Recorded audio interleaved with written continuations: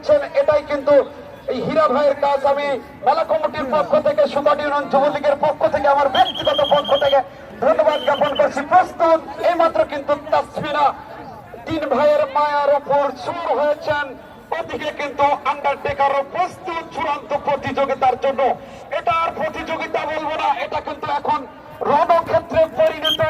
ছুটছেন দুটি ঘোড়া, চূড়ান্ত প্রতিযোগিতা দিচ্ছেন, এটাই কিন্তু এই হীরা ভাইয়ের কাজ। আমি মেলা কমিটির পক্ষ থেকে, সুকাটি ইউনিয়ন যুবলীগের পক্ষ থেকে, আমার ব্যক্তিগত পক্ষ থেকে ধন্যবাদ জ্ঞাপন করছি। প্রস্তুত এইমাত্র কিন্তু তাসমিনা তিন ভাইয়ের মায়ার উপর চুর হয়েছেন, ওদিকে কিন্তু আন্ডারটেকারও প্রস্তুত চূড়ান্ত প্রতিযোগিতার জন্য।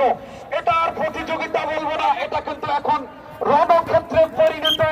ছুটছেন দুটি ঘোড়া, চূড়ান্ত প্রতিযোগিতা। তাসমিনা ছুটে যাচ্ছেন মিয়াছর। তাসমিনা সুদূর দিনাজপুর থেকে আগত তাসমিনা, তিনি কিন্তু ছুটে যাচ্ছেন তিন ভাইয়ের মায়ার উপর। তিনি সর হয়েছেন, গতকাল দেখেছি তিনি মোটর সাইকেল ড্রাইভ করেছেন। তার গঠন আকৃতি অনেক লম্বা। তিনি যদি কোনো ওই ডিফেন্সে দাঁড়ান, তিনি কিন্তু কোথায় গেছে, লাইনটা ক্রস করেছেন নাকি, হ্যাঁ ঘুরে এসেছে।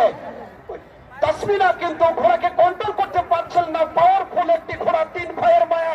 তিনি কিন্তু লাইন ক্রস করেছিলেন, আবারও প্রতিযোগিতায় ফিরে এসেছেন। কি হয় চূড়ান্ত প্রতিযোগিতা? দর্শক একটু করতালি দিবেন সবাই, করতালি। তাসমিনা ছুটে যাচ্ছে চূড়ান্ত প্রতিযোগিতার জন্য।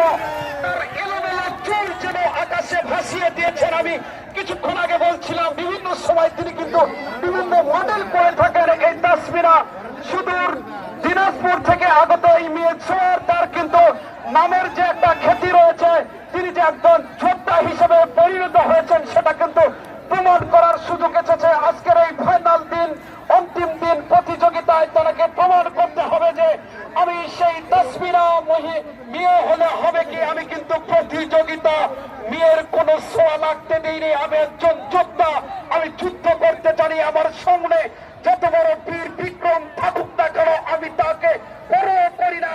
পিছন থেকে ধাওয়া করেছেন, শেষ পাকের বেলায় সাদারা সুই সুই অবস্থা কি হয় সেটা কিন্তু আমরা দেখছি। সমানে সমান নাকি না, শেষ পরিণতি বিচারক মন্ডলী সেটা প্রমাণ করে দিবে। তবে একটা প্রতিযোগিতা আমরা দেখলাম, যারা যাচ্ছি সেই প্রতিযোগিতাকে চারটি ঘোড়ায় কিন্তু ছেড়ে দিয়েছেন।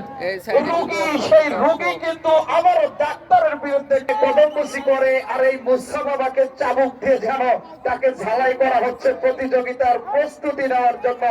প্রস্তুত মুসা বাবা জহুরুল ইসলাম, ওদিকে প্রস্তুত শাহাদত হোসেনের সেই বাটুল।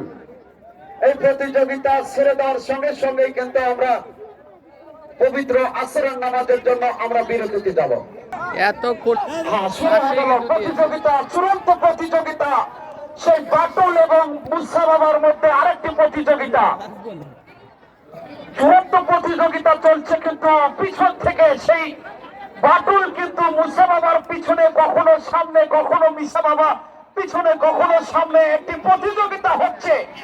বাটুল কিন্তু তার সেই বাটুলের যে নাম, আসলে আমি গতকাল বলেছিলাম, আমরা যখন ছোটবেলায় এই বাটুল দিয়ে খেলাধুলা করতাম, বাটুল থেকে যখন আমরা ঘুটি একবার ছেড়ে দিতাম, সেই বাটুল কিন্তু ওই ঘুটি আর কখনো ফিরে আনা সম্ভব হতো না। আজকের এই বাটুল কিন্তু ছেড়ে দিয়েছেন ওই শাহাদত হাতে, আর সেই বাটুল ফিরে আসবে কি আসবে না।